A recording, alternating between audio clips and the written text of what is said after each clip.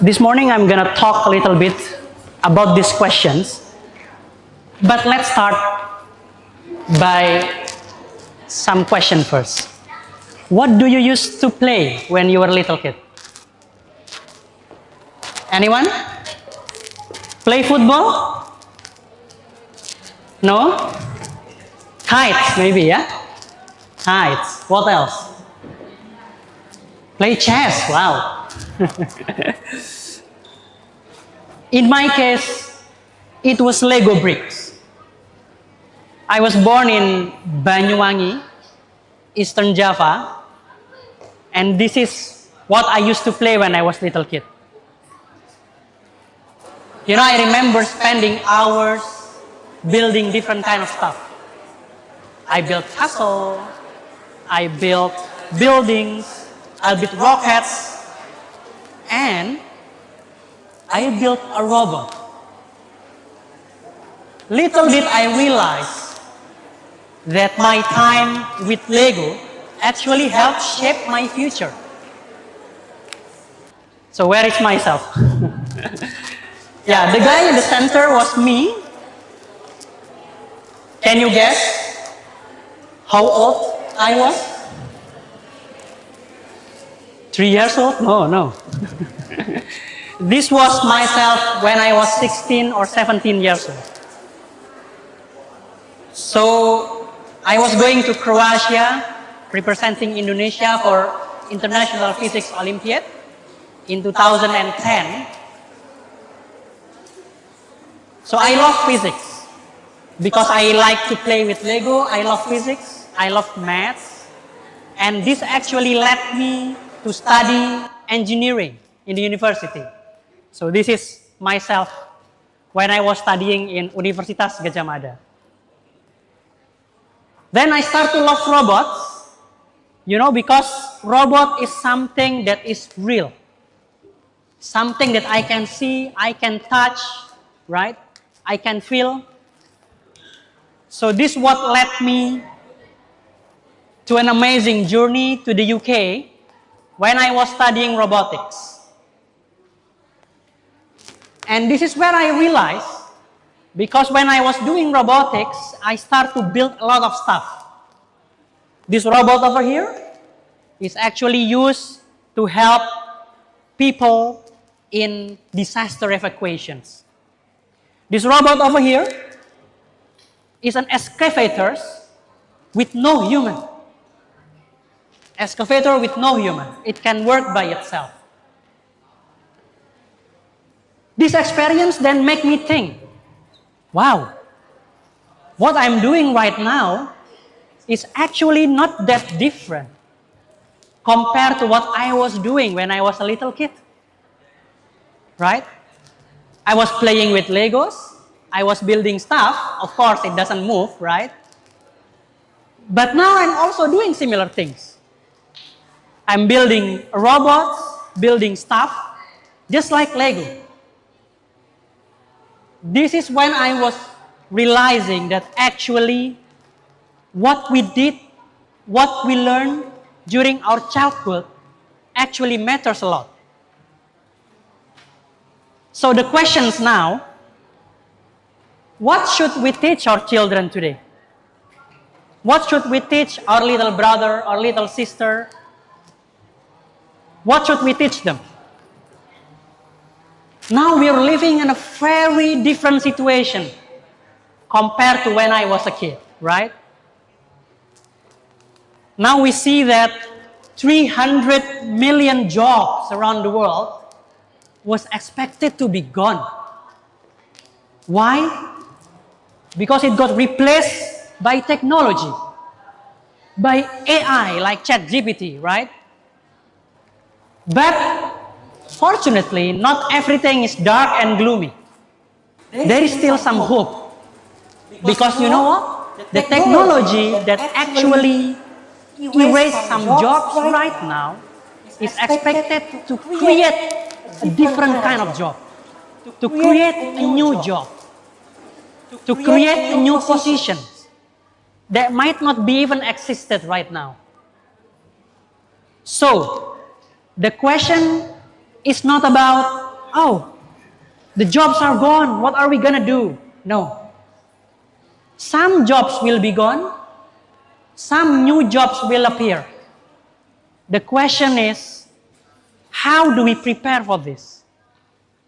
How can we teach our children so they can prepare for this kind of stuff, for a job that might not yet existed?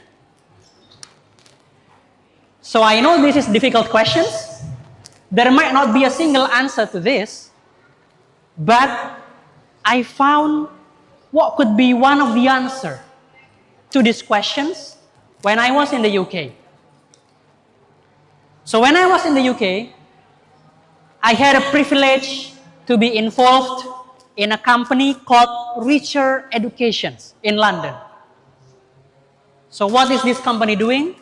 This company is actually teaching children, teaching elementary school children, junior school children, but what are they teaching? So I was told to teach these kids about coding and robotics. So initially, I'll be honest, initially I was skeptical, like, why do we teach this to children, right? They might not be an engineer in the future. They might not be a roboticist, an innovators. So why do we teach them these skills? Then I start to change my opinion when I met my first student. So my first student was a 7-year-old girl called Anne. Before that, she never touched any robots at all. She never do programming. She just liked to play with toys, with kids her age, right? But then, within weeks of studying and learning in the class, she started building robots on her own. She started coding robots to navigate a maze. Wow, I can still remember how proud was she when she managed to do this alone. This is what I'm also amazed at the time. Wow, this kid can now build a robot. When I was 7 years old, I was just playing Legos, right? But this kid is actually programming a robot. Then I start to ask a question, what about the kids in Indonesia? What about our children? So this question what led me and my wife to create Jago Robotika. So it's like institutions where everybody from all ages can learn robotics, can learn coding, even without background at all. Anybody can learn. Starting from a YouTube channel. I still have the YouTube channel right now. You can also subscribe, of course. But now we're also doing classes at schools, doing classes in a playground. And it was amazing. It was an amazing experience.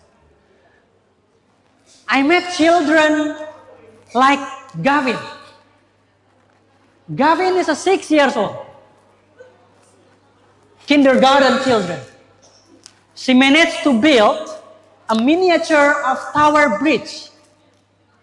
A miniature of tower bridge, using toothpaste boxes, using cereal boxes, but combine it with sensors.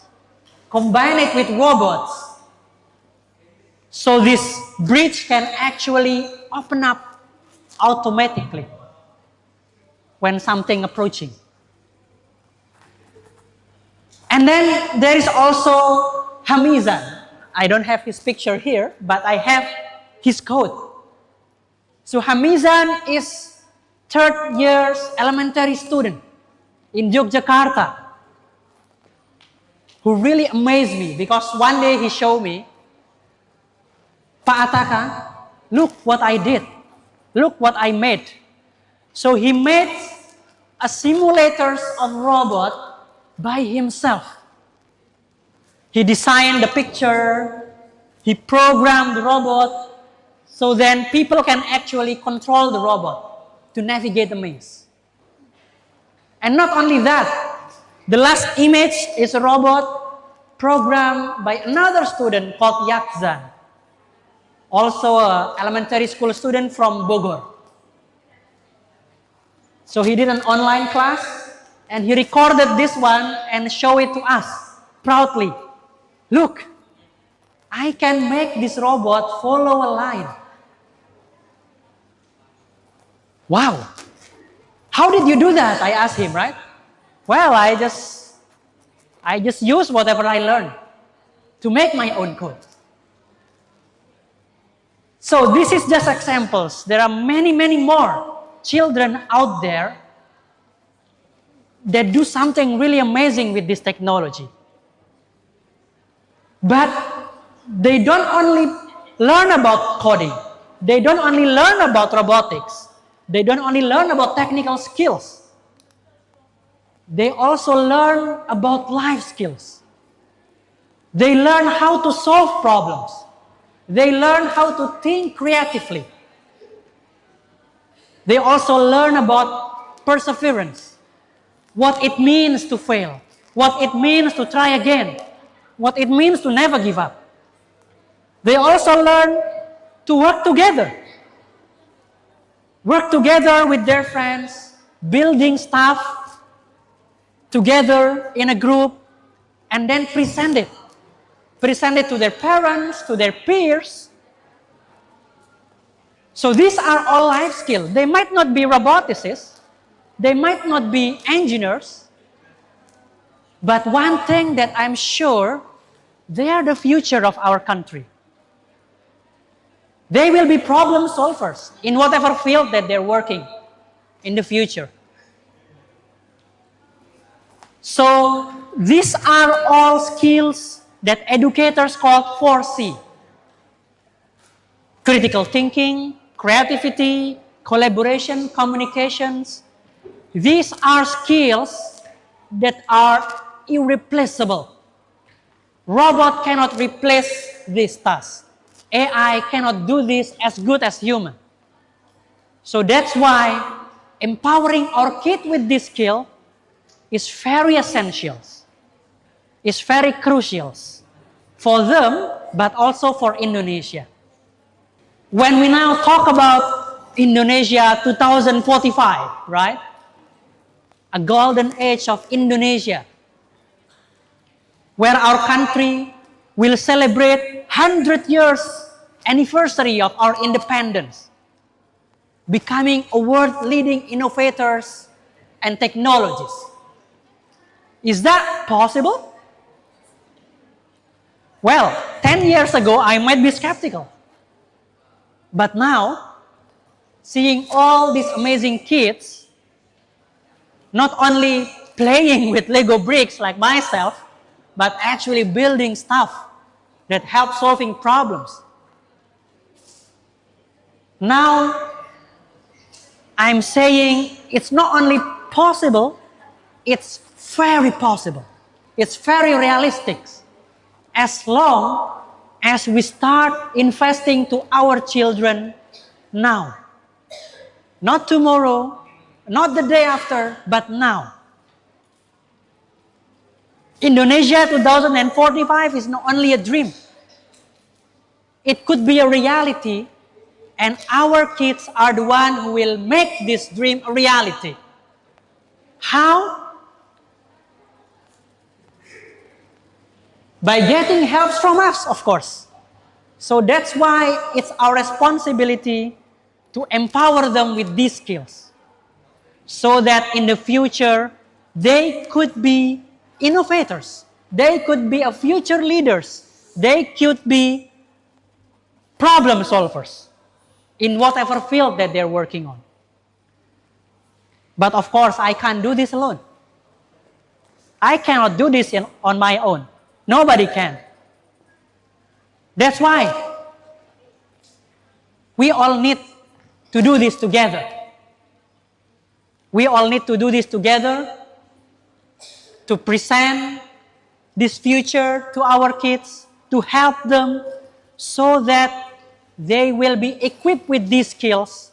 They will be ready to face the futures with confidence, with skills,